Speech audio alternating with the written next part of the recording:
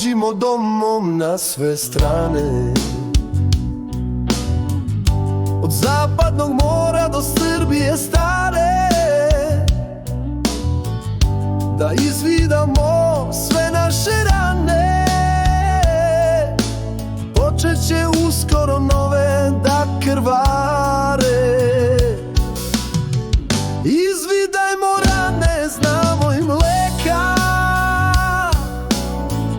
zbog vojski što ka nama kreću. Da može vojska da ih čeka, ako iscelimo ranu najveću. Zakletvom da braću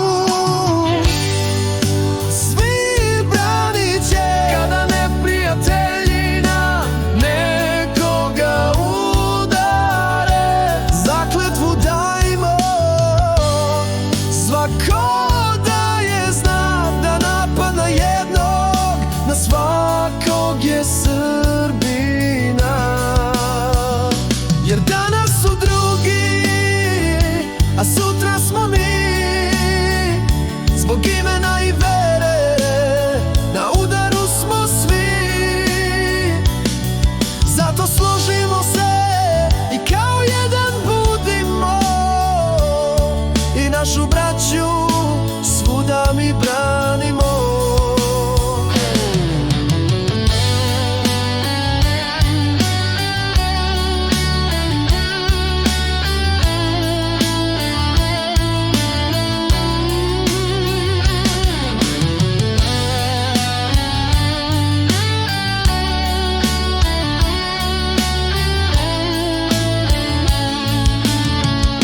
Srbija se lomi preko svojih krila i srce je njeno sada otvoreno.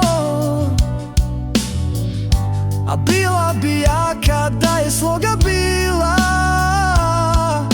i svako bi ognjište bilo odbranjeno. I ne bi Kosmet pao i krajina srpska,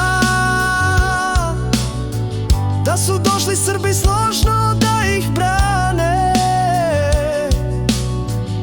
da udare hrabro na krvnike mrske. Ne bi ostao nijedan od njihove strane. Zbog zakletve braću